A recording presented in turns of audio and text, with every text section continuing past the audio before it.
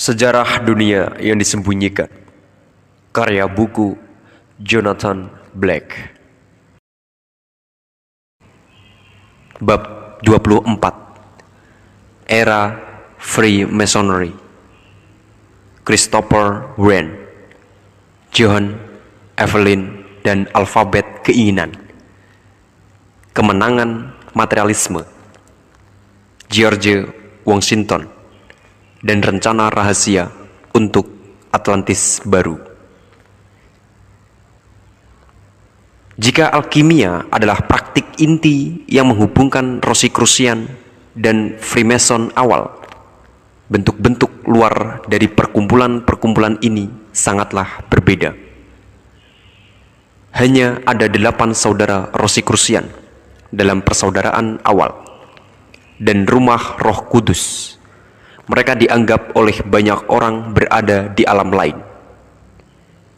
Generasi-generasi setelahnya tetap cukup sulit dipahami untuk menunjukkan bahwa hanya ada beberapa orang dari mereka.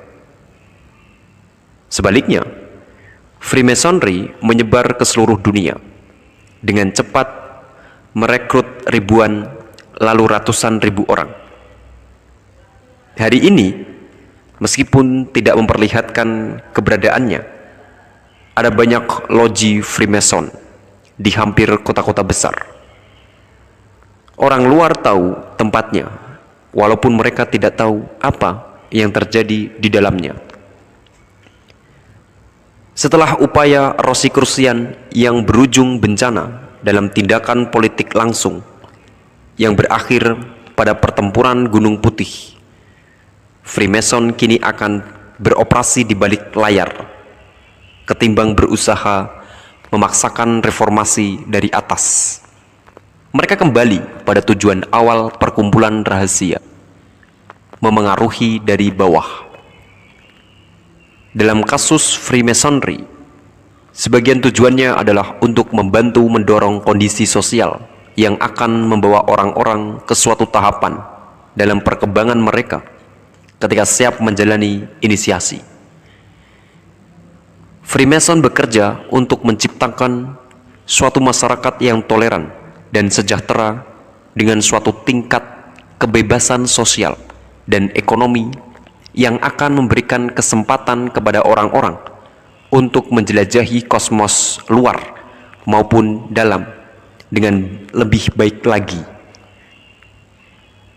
Evolusi kehendak bebas akan menciptakan banyak perubahan besar yang telah diramalkan dalam New Atlantis karya Francis Bacon. Visinya tentang negara Rosicrucian yang sempurna. Terdorong oleh Francis Bacon, orang-orang mulai melihat kosmos batin dan kosmos luar sebagai sesuatu yang berbeda. Dari sana muncullah sebuah pemahaman tentang alam material dan cara kerjanya yang bila sebaliknya tidak akan mungkin terjadi, dan dalam beberapa dekade singkat pemahaman ini telah menciptakan semacam pelukan metalik di seluruh dunia. Saat kereta api dan mesin pembuatan massal mengubah lanskap dunia. Hal besar dalam sains adalah bahwa ia berguna. Ia memberikan hasil yang teruji dan bisa diandalkan, serta manfaat yang nyata dan mengubah kehidupan. Perbedaannya dengan agama tidak mungkin lebih runcing lagi. Gereja tidak lagi menjadi sumber terpercaya terkait pengalaman spiritual. Filsuf Skotlandia David Hume menanyakan dengan sinis, mengapa mukjizat selalu terjadi hanya pada waktu dan di tempat yang jauh sekali? Hasil dari semua ini adalah bahwa objek-objek fisik menjadi tolak ukur dari apa yang nyata. Dunia batin mulai tampak seperti sekadar refleksi gelap atau bayangan dari yang ada di luar. Dalam pusat perdebatan filsafat antara idealisme dan materialisme, idealisme telah dominan sejak permulaan filsafat. Seperti yang sudah kita nyatakan, Ini barangkali bukan karena mayoritas orang telah mempertimbangkan pendapat kedua pihak lalu mendukung idealisme, melainkan karena mereka telah mengalami dunia dengan bentuk kesadaran yang idealistis. Sekarang sebuah pergeseran yang menentukan terjadi yang berpihak pada materialisme. Kita bisa memandang D.R. Johnson, penulis Kamus Bahasa Inggris pertama, sebagai seorang tokoh perubahan. Ia seorang Kristen saleh yang menyepakati keberadaan hantu dan pada satu kesempatan mendengar ibunya menjerit memanggilnya dari jarak 100 mil lebih. Padahal ia merupakan salah satu dari rasul pandangan hidup akal sehat yang merupakan filsafat yang berlaku pada hari ini. Pernah selagi berjalan menyusuri sebuah jalan di London, ia ditantang untuk menyangkal idealisme filsuf Uskup Berkeley. Ia menendang sebongkah batu di pinggir jalan dan berkata, "Aku menyangkalnya begitu." Cara baru dalam memandang segala sesuatu ini sangat buruk bagi agama. Jika alam mematuhi hukum-hukum universal tertentu yang membentang di sepanjang jalur yang lurus dan dapat diprediksi, maka ia tidak peduli akan nasib manusia. Hidup sebagaimana dijelaskan oleh Thomas Hobbes adalah sebuah peperangan semua melawan semua. Gurun Eropa Tengah setelah perang 30 tahun menjadi gurun spiritual dunia barat adalah mungkin bila Anda mau berpikir untuk memandang kemerosotan agama dengan kegembiraan yang sinis. Tetapi bagi kebanyakan orang, penarikan diri secara bertahap dari alam rohani telah dialami dengan suatu rasa keterasingan yang meningkat. Tanpa kehadiran hidup makhluk-makhluk dari hierarki dewa dan malaikat yang lebih tinggi untuk membantu mereka, orang-orang dibiarkan sendirian menghadapi seperti yang kita katakan iblis mereka sendiri dan iblis itu sendiri. Umat manusia sedang memasuki zaman kegelapan baru. Kuil-kuil Neo Solomon bermunculan di seluruh dunia.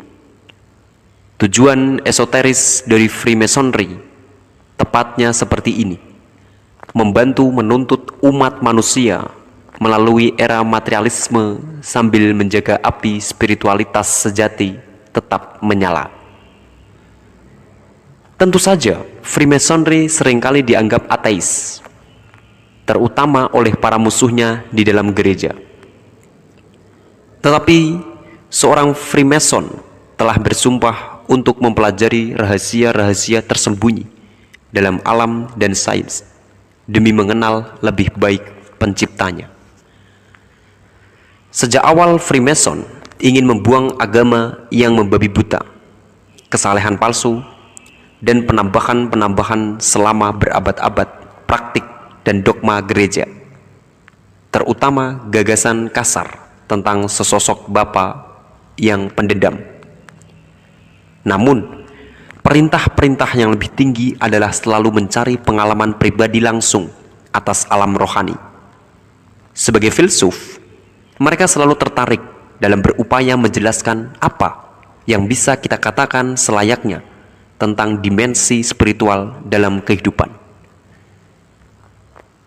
Seperti yang akan kita lihat, banyak Freemason terkenal abad ke-18 yang biasanya dianggap sebagai orang yang skeptis, kalaupun tidak benar-benar ateis, merupakan para praktisi alkimia dan beberapa bahkan turut serta dalam upacara magic.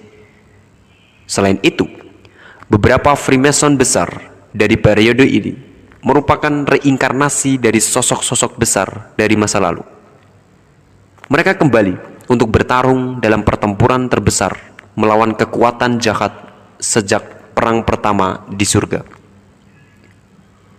Seandainya Freemason Skotlandia dan Inggris mendukung sebuah monarki konstitusional yang bekerja dengan sebuah parlemen yang demokratis, situasinya akan sangat berbeda bagi koloni-koloni Amerika. George Washington diinisiasi pada 1752. Pada 16 Desember 1773, sekelompok orang, tampaknya penduduk asli Indian, memainkan peranan besar dalam menginspirasi revolusi Amerika. Setelah membuang teh dari Inggris ke pelabuhan Boston, mereka bergegas kembali ke dalam loji Masonis St. Andrews. Pada 1774, Benjamin Franklin bertemu Thomas Paine di sebuah loji di London dan mendesaknya untuk berpindah ke Amerika. Gemar mengutip kata-kata Yesaya, Paine menjadi nabi besar revolusi, mengusulkan sebuah federasi negara-negara bagian dan menciptakan frasa Amerika Serikat.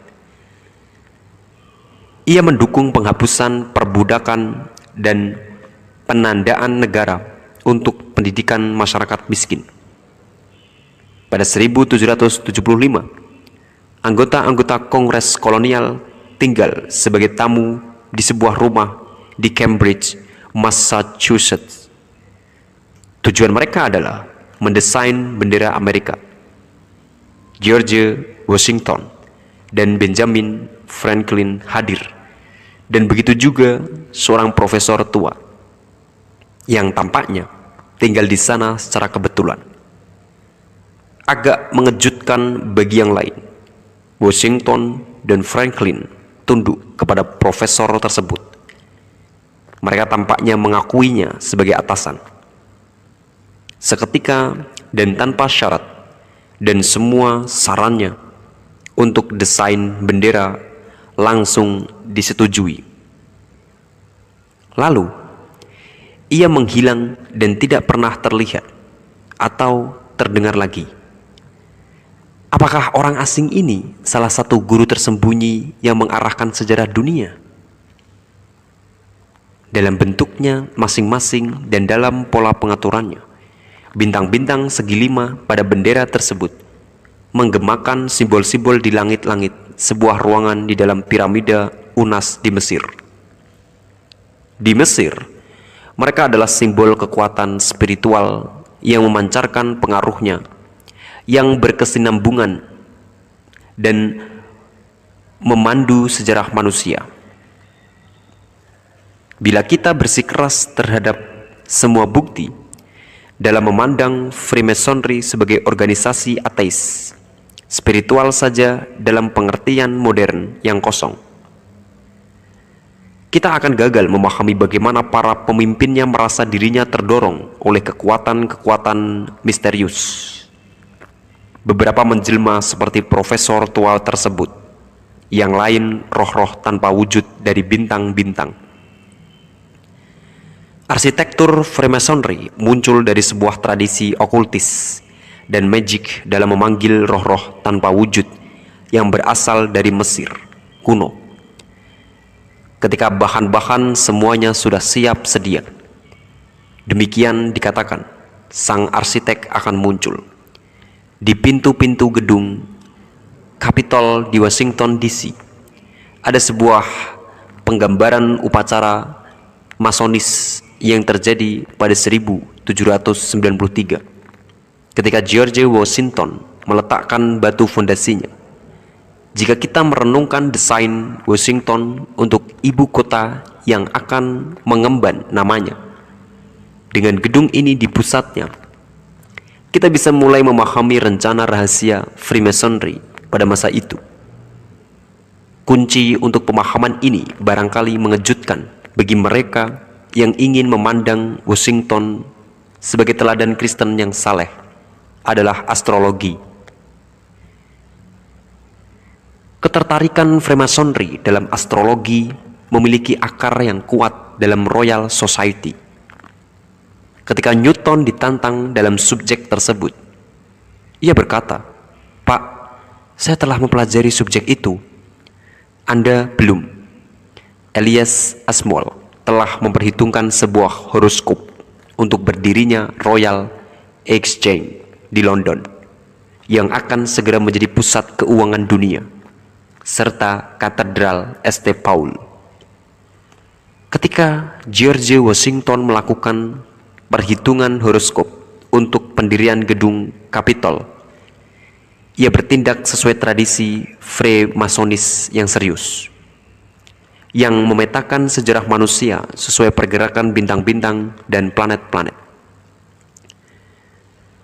Untuk Freemason esoteris seperti Wren dan Washington, tindakan menguduskan batu fondasi pada suatu momen yang secara astrologis menguntungkan berarti mengundang hierarki makhluk surgawi untuk turut serta dalam upacara tersebut. Penting bahwa tepat pada saat George Washington meletakkan batu fondasi gedung Capitol, Jupiter sedang terbit di ufuk timur. Frasa Annuit Coeptis yang melayang di atas piramida dalam uang kertas dolar diambil dari sebuah kalimat dalam Aeneid karya Virgil. Jupiter, bantu kami dalam perbuatan kami. Frasa Novus Ordo Seclorum yang juga dapat ditemukan dalam uang kertas dolar dan yang banyak mengkhawatirkan para ahli teori konspirasi, juga diadaptasi dari Virgil. Dalam Eclogus, ia menantikan datangnya sebuah zaman baru, ketika orang-orang akan kembali bersatu dengan para dewa, sehingga tidak akan perlu ada agama. Oleh karena itu, uang kertas dolar tersebut menantikan datangnya akhir dominasi dunia gereja Katolik dan awal dari sebuah era spiritual baru, penuh dengan simbolisme esoteris. Uang kertas tersebut dirancang di bawah perlindungan Presiden Roosevelt, Freemason tingkat ke-33, yang diberitahu tentang simbolisme okultis oleh Wakil Presiden Henry Wallace, sesama Freemason dan murid dari ahli teosofi dan seniman Nicholas Roerich. Setelah penelitian bertahun-tahun dan diperbolehkan mengakses arsip-arsip masonis, teman lama saya, David Ovasos, menulis sebuah buku berpengaruh, mengungkapkan dalam istilah yang benar-benar gamblang rencana-rencana esoteris yang telah memotivasi para pemimpin Amerika. Ia menunjukkan bahwa segitiga besar dari jalan-jalan dengan Pennsylvania Avenue sebagai hipotenusanya oleh Washington dan L. N. Van dimaksudkan untuk mencerminkan konstelasi Virgo. Ia menunjukkan lebih lanjut bahwa dalam suatu pertunjukan cahaya spektakuler untuk menyaingi pencapaian terbesar bangsa Mesir, Washington DC ditata sedemikian rupa sehingga pada tanggal 10 Agustus setiap tahunnya matahari menyinari Pennsylvania Avenue dan menyorot puncak piramida di atas menara kantor pos. Butuh seluruh buku-buku karya David untuk memberikan catatan lengkap apa yang penting bagi sejarah ini dan membantu kita untuk mulai menyatukan tema utamanya adalah bahwa Washington DC ditata sedemikian rupa untuk menyambut Isis, dewi yang dihubungkan dengan Virgo.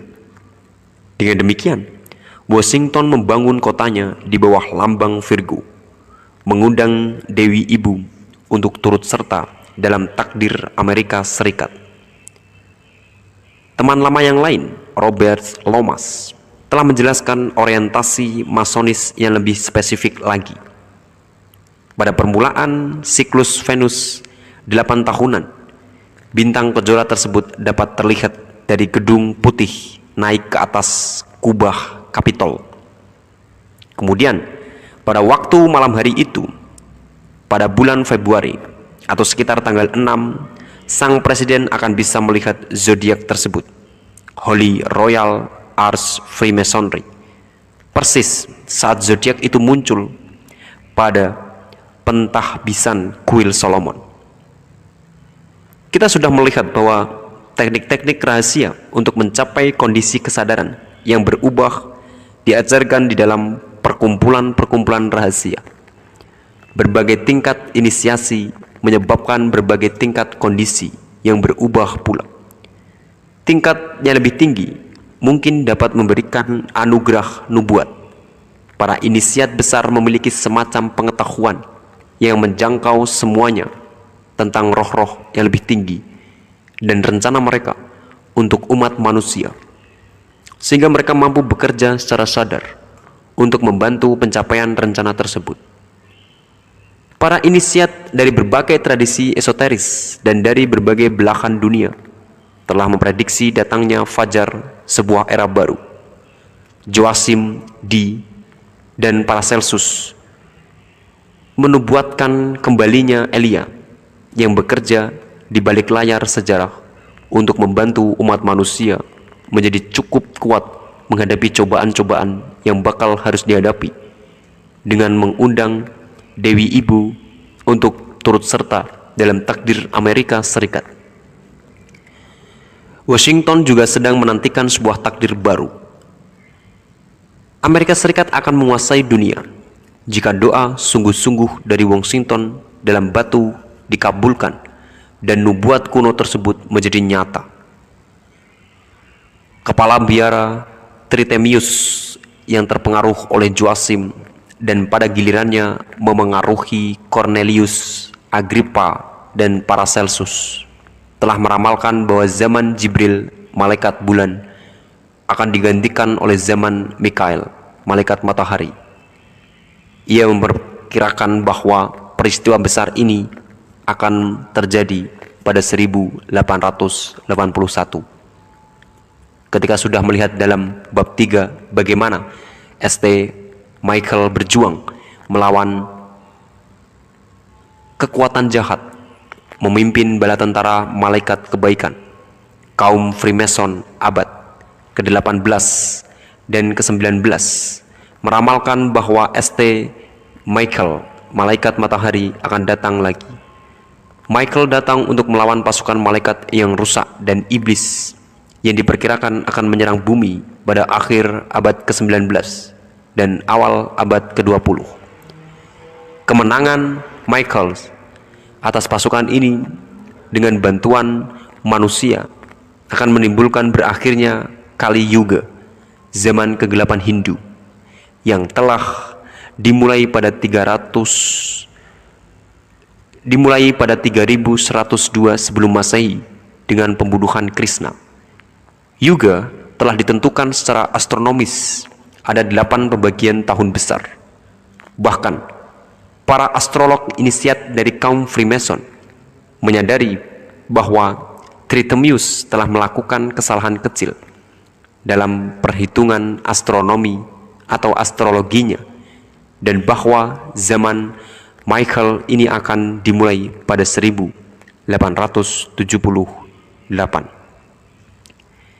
Di seluruh dunia, seiring mendekatnya tahun ini, kaum Freemason berencana mendirikan monumen-monumen. Terutama mereka berencana mendirikan obelisk. Bangsa Mesir memandang obelisk sebagai sebuah bangunan keramat di mana Phoenix hinggap untuk menandai akhir dari satu peradaban dan awal dari peradaban yang lain. Sebuah obelisk adalah simbol kelahiran zaman baru, seperti sebuah konduktor petir raksasa. Obelisk menarik pengaruh spiritual dari matahari. Konstantin Agung telah mengubah sebuah kuil di Alexandria menjadi gereja, menahbiskan kembali obelisk yang disucikan untuk Thoth yang berdiri di luarnya untuk malaikat Mikael.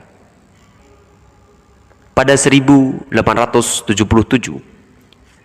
kaum Freemason di kedua belahan Atlantik berupaya mengangkut dua obelisk ini melalui laut.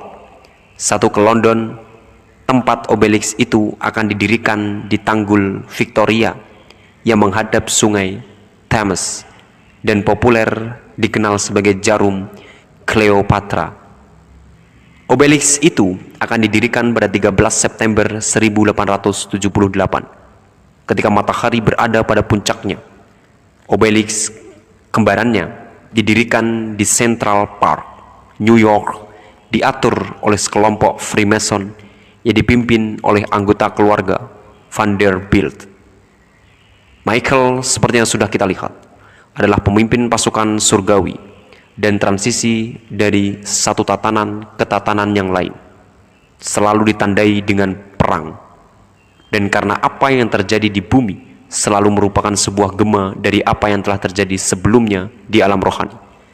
Sebuah peperangan besar akan diperjuangkan di langit sebelum diperjuangkan di sini, di alam duniawi. Saat Freemason mendirikan sebuah obelisk di Central Park, New York, mereka memohon kepada St. Michael dan semua pasukan malaikatnya meminta bantuan saat mereka berusaha mengukuhkan kepemimpinan Amerika Serikat di tengah negara-negara lain pada zaman peperangan yang akan segera dimulai. Mungkin sudah terpikirkan oleh beberapa pembaca bahwa obelisk juga ditempatkan dengan kemencolokan yang sama dalam konteks gerejawi. Misalnya, obelisk yang didirikan oleh para inisiat di lapangan depan St. Petrus di Roma, jajaran atas dari hierarki gereja ingin melindungi jemaahnya dari pengetahuan sadar akan akar astral dari agama mereka. Akan tetapi, monumen-monumen ini berfungsi pada tingkat yang berbeda. Mereka mengundang makhluk-makhluk tanpa wujud dari hierarki-hierarki spiritual. Mereka memengaruhi orang-orang pada tingkat di bawah kesadaran, tingkat di mana makhluk-makhluk besar tanpa wujud keluar masuk dari ruang mental kita. Para inisiat di dalam dan di luar gereja menciptakan karya-karya besar seni dan arsitektur untuk membantu mengondisikan umat manusia untuk evolusi masa depannya. Mereka juga mengandung cukup banyak petunjuk bagi mereka yang berpikiran untuk menguraikan kode mereka.